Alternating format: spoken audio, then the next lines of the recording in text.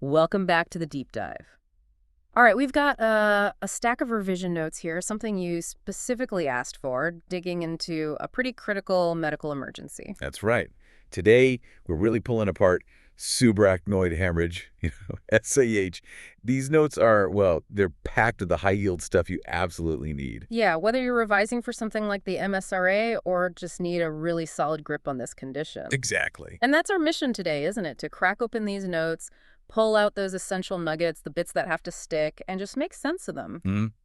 Turning dense points into something clear, something memorable. Because with SAH, well, understanding it quickly, accurately, it's just everything, isn't it? It really is. It's a true emergency. Recognizing it, knowing what to do next, it's paramount. Okay, then let's unpack this. At its most basic level, what is a subarachnoid hemorrhage? So it's bleeding. Bleeding into a very specific place around your brain, the subarachnoid space. If you imagine your brain's wrapped in protective layers, Yeah. you've got the dura, the arachnoid, and the pia mater right on the brain surface. Right. The subarachnoid space is that little gap, between the arachnoid layer and the pia layer. Oh. That's where the blood collects in SAH. Got it. So blood pooling in that specific protective layer gap, and what's usually causing that bleed? The vast majority of cases, the most common cause by far, is a ruptured intracranial aneurysm. An aneurysm. Yeah, That's like a weak spot, a ballooning on a blood vessel wall in the brain. exactly that. A weakened bit in an artery wall, it swells up, kind of like a blister, and then boom, it bursts catastrophically. And the second most common cause you mentioned? Less commonly, yeah, it can come from something called an arteriovenous malformation, an AVM. Right, and that's more like a tangle of abnormal blood vessels. Precisely. It's like a short circuit, a messy tangle of arteries and veins without the usual capillary network in between. This makes them fragile, prone to rupture under pressure. The notes also mention trauma, don't they, as another cause? They do, yes.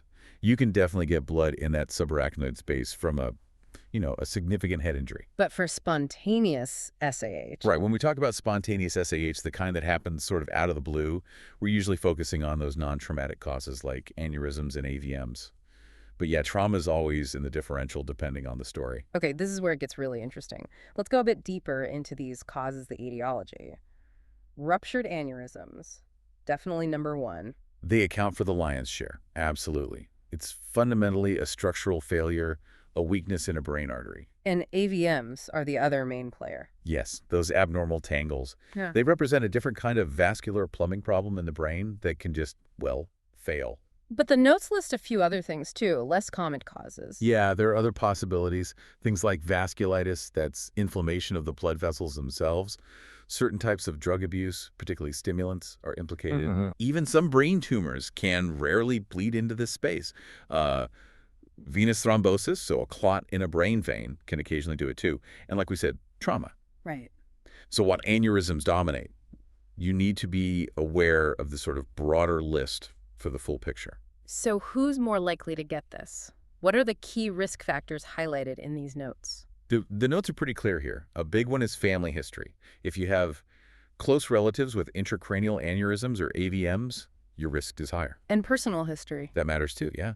If you've had a previous SAH, even a small one, or if you're known to have an unruptured aneurysm already. And the sort of usual suspects for vascular health, do they play a role? Oh, absolutely. Front and center, hypertension, high blood pressure. It just puts extra stress on those vessel walls day in, day out. Makes sense. Smoking's another huge one.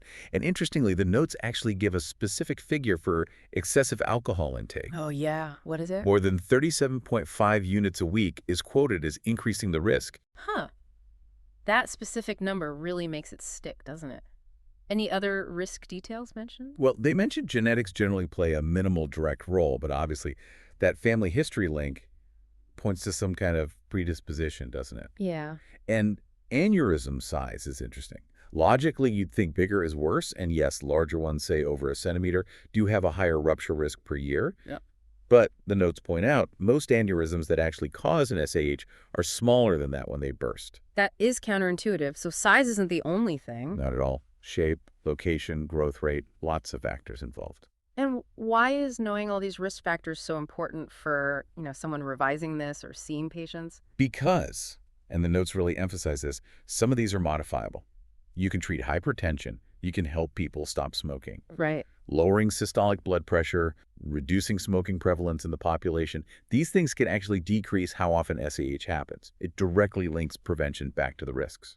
Okay, so what does this bleed actually do inside the head? Let's get into the pathophysiology, the process. Right, so blood suddenly escapes into the subarachnoid space.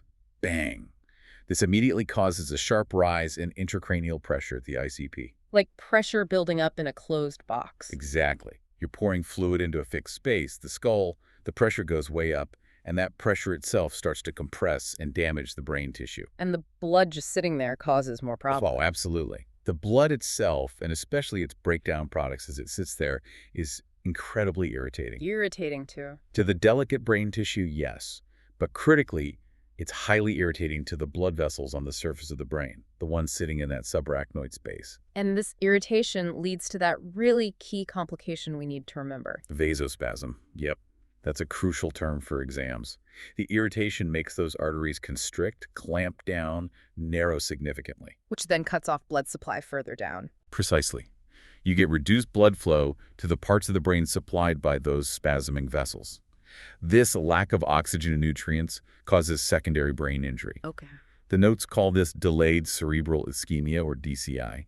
It's basically like having a stroke after the initial bleed, often days later, purely because of this vasospasm. Wow. So the initial bleed is one hit, and then vasospasm causing DCI is potentially a second devastating hit? Exactly. It's a major cause of long-term disability and death after the initial SAH has been survived.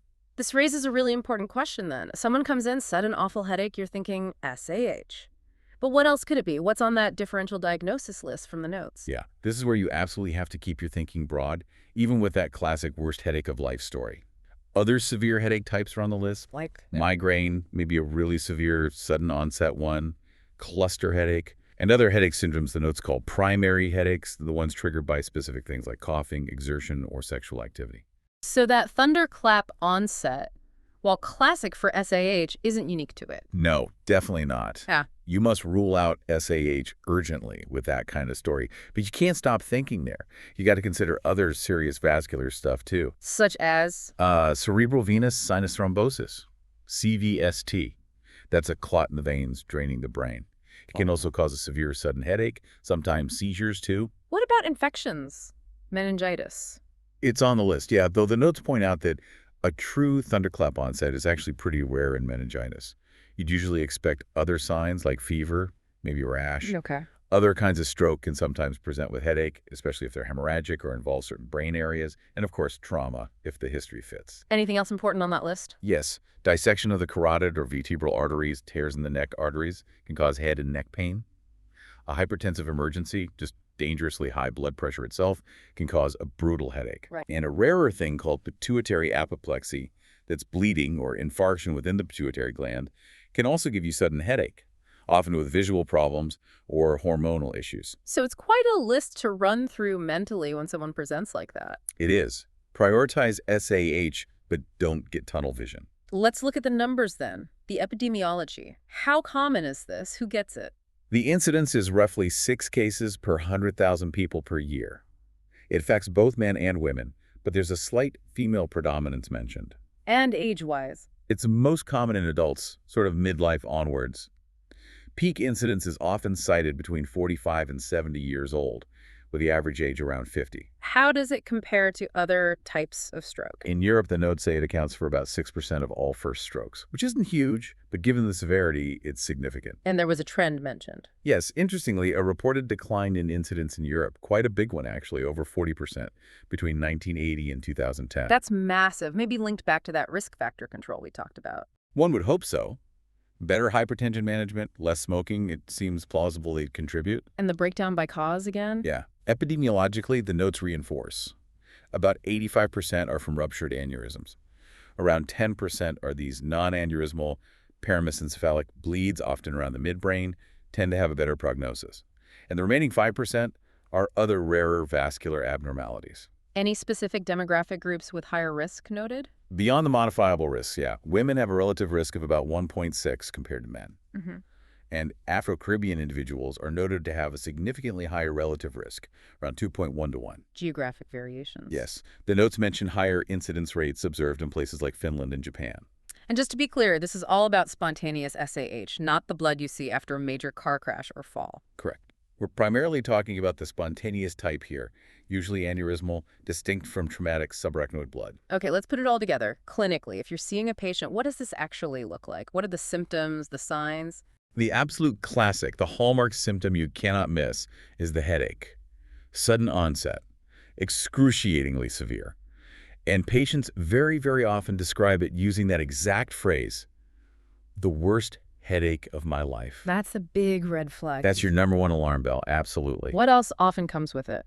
Neck stiffness is common. That's meningism from the blood irritating the meninges. Nausea and vomiting are very frequent.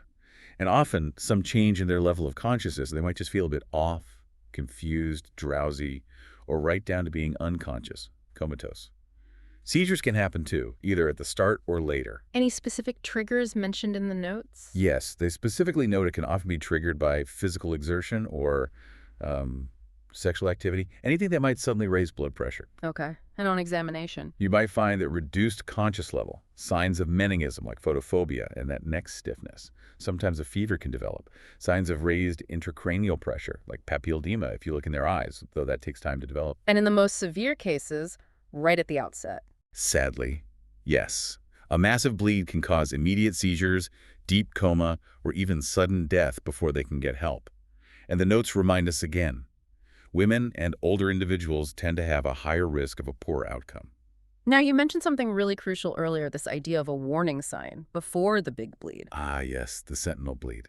This is absolutely vital for revision, high-yield stuff. It's thought to be a smaller leak, maybe from the aneurysm stretching, or a tiny rupture that seals itself temporarily. What does that feel like? It causes a sudden severe headache, but maybe not quite the worst ever. It might resolve after a few hours or a day, and it can happen days or even weeks before the major catastrophic SAH. Like a warning shot. Exactly, a warning shot across the bows. And why is recognizing that so incredibly important? Because the notes stress. If you suspect a sentinel bleed based on someone's story, this sudden, unusual, severe headache that maybe got better, they need urgent hospital admission and investigation now. It's a chance to intervene before the big one. Potentially, yes. It's a chance to find the aneurysm and treat it before it ruptures properly. You absolutely cannot afford to dismiss those warning headaches. They need investigation. What specific things on examination might point you towards SAH or its complications beyond the headache and neck stiffness? Well, consciousness level, as we said, can range from fully alert to deeply comatose. That neck stiffness is key. One really worrying sign the notes highlight is an isolated dilated pupil that doesn't react to light. What does that suggest? That can indicate pressure on the third cranial nerve, the oculomotor nerve, often from the brain starting to shift or herniate due to the pressure. That's a neurosurgical emergency. Okay. Anything else? Looking in the back of the eye, ophthalmoscopy might show intraocular hemorrhages, Terson syndrome. You might find focal neurological signs too, like weakness down one side or specific cranial nerve palsies, making it look a bit like a typical stroke sometimes. And blood pressure. You mentioned it's a risk factor, but what happens after the bleed? Yeah, paradoxically, while high BP is a risk, after the bleed, the body often mounts a massive stress response. You can get a surge in blood pressure reactive hypertension as the body tries to maintain blood flow to the brain against the high ICP. And that can cause problems itself. Yes.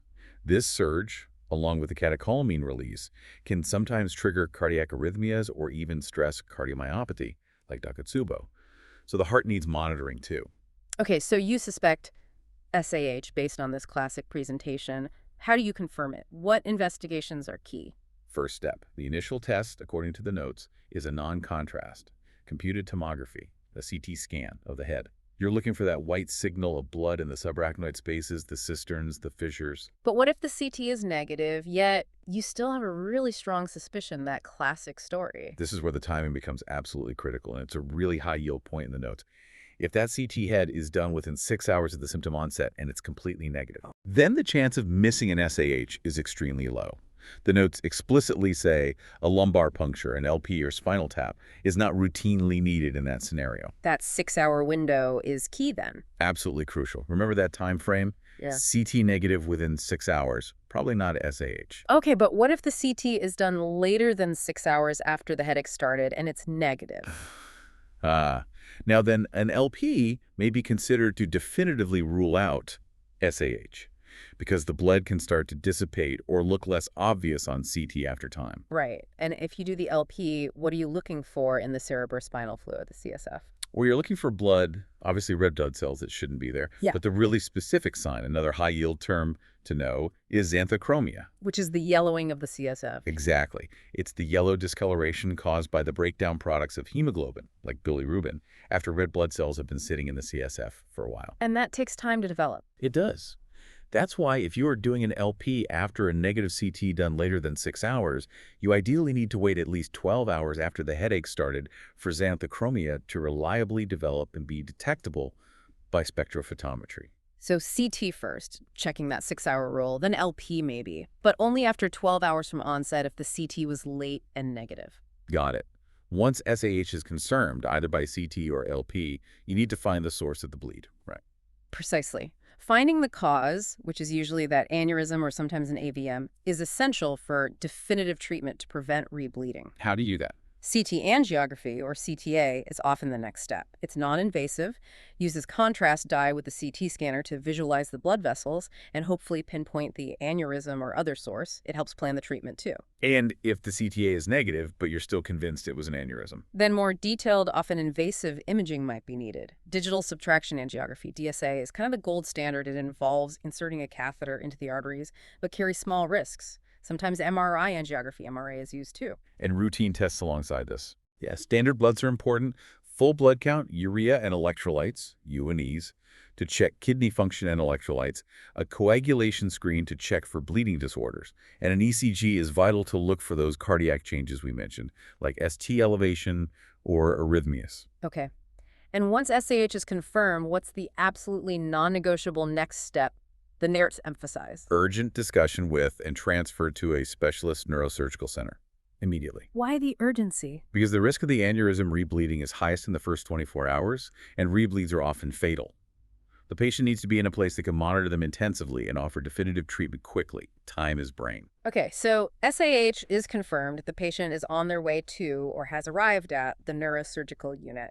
What does the management plan involve there? It's really a multi-pronged attack. You've got the immediate neurosurgical consultation. You've got intensive supportive care and monitoring, a huge focus on preventing complications, especially vasospasm, and then planning the definitive treatment to secure the source of the bleed. Let's talk supportive care. What does that involve? Close monitoring is key vital signs. Neurological observations like GCS, pupils, fluid balance, electrolytes, keeping the patient comfortable, managing pain, and that big one, preventing vasospasm. Right. And how do they try and prevent that? There's a specific drug associated with this, isn't there? A high-yield one?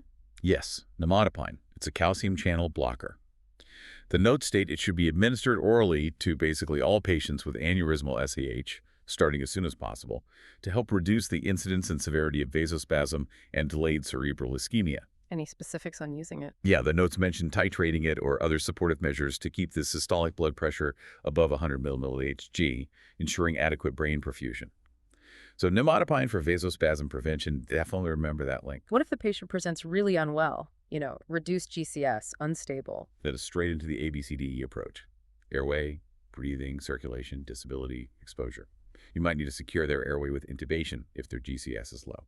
Stabilize their circulation. Urgent neurosurgical input is critical. What are the goals then? Manage cerebral perfusion pressure, trying to keep the intracranial pressure, ICP, under control, often aiming for below 25 mmHg. Blood pressure management is also crucial here.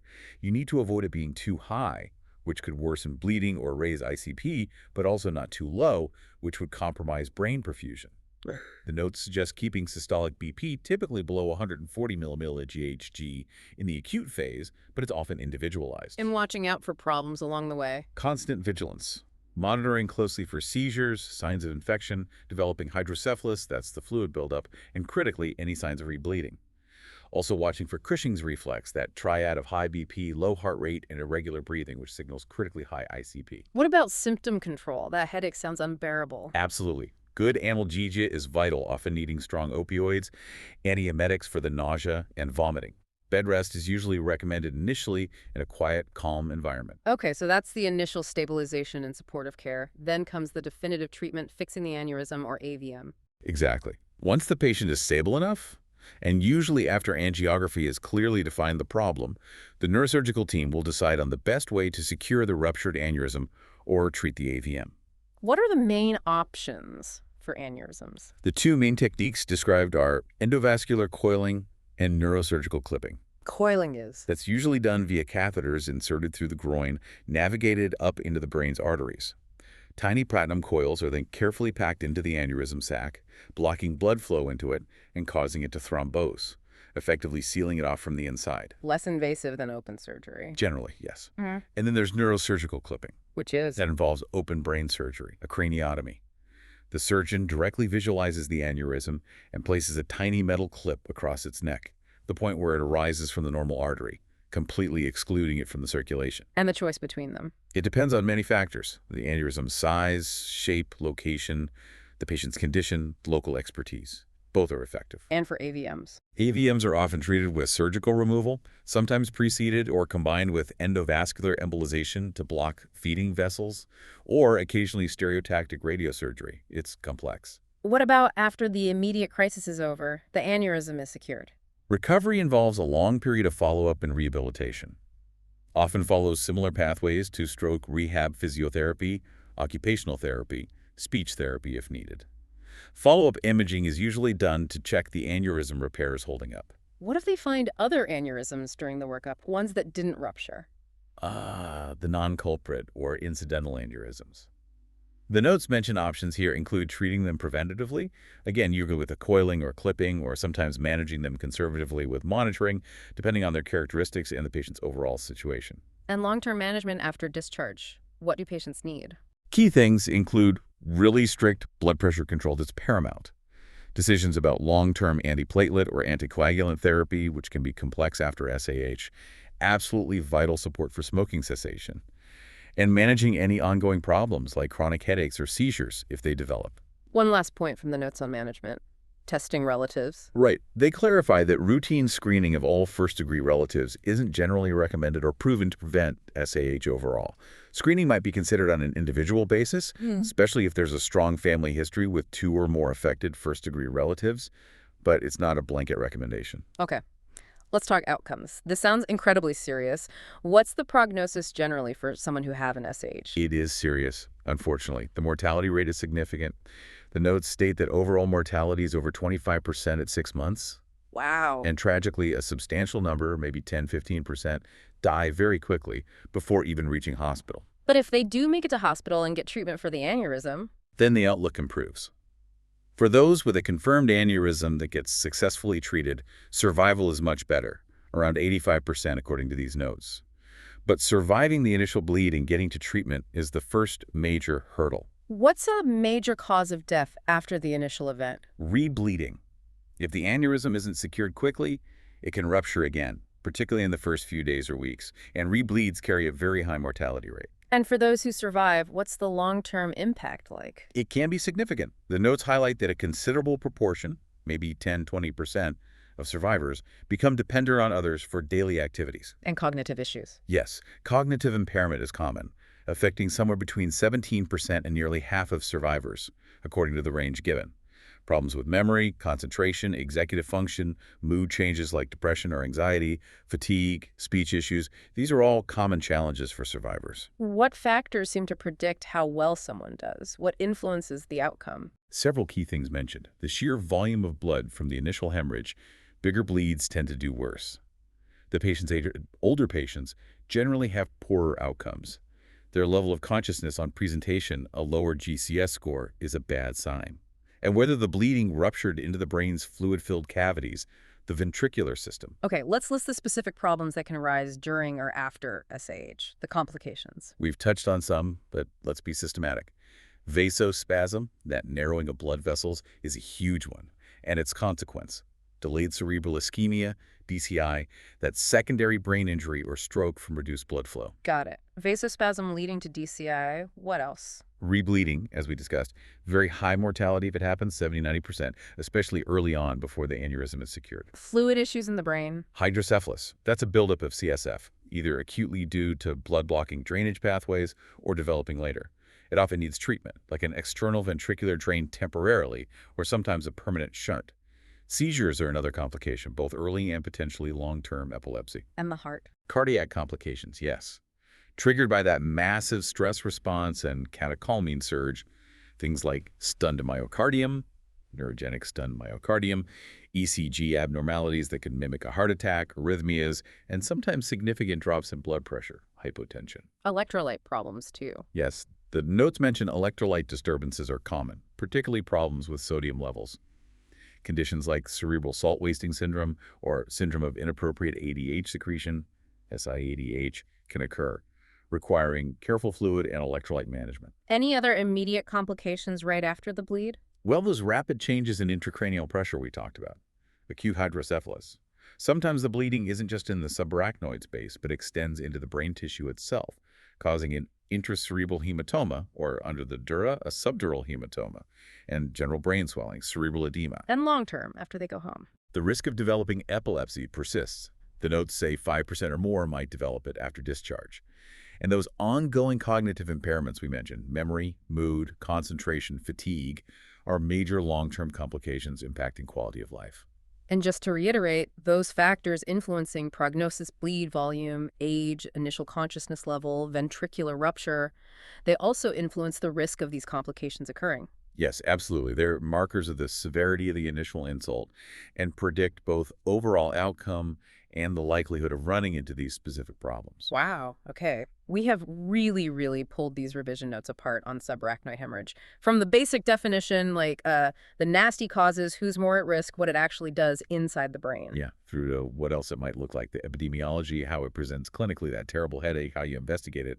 Crucially, remembering those timings for CT and LP. The whole management pathway from A&E to neurosurgery, nimodipine coiling versus clipping, the long-term follow-up. And finally, the often sobering prognosis and that long list of potential complications, from vasospasm right through to long-term cognitive issues. Taking a complex topic like this and really structuring it, pulling out those key terms, those clinical decision points directly from the source material, well, it just makes such a difference for revision, doesn't it? It absolutely does. It helps frame it, helps make it stick when you're under pressure, Yeah. turns those dense notes into something you can actually use. Definitely. So, as a final thought for you to maybe mull over, consider this practical challenge, recognizing that sentinel bleed. Given how potentially deadly missing it could be, how would you integrate what we've discussed from these notes into your own thinking, your own practice, to make sure you don't accidentally dismiss that patient whose worst headache wasn't quite the textbook thunderclap but still sounds suspicious? That's a really critical question for anyone working in acute medicine or primary care. Maintaining that high index of suspicion is key. Indeed. And if you are hitting the books hard, maybe for the MSRA, or just want more ways to drill down on these high-yield concepts, then we definitely encourage you to check out passthemsra.com. Loads of great resources there. and also worth looking at framishray.com as well for more practice. Absolutely. Well, thanks for joining us on this deep dive into SAH. We really hope breaking it down like this helps you get a solid handle on this vital topic.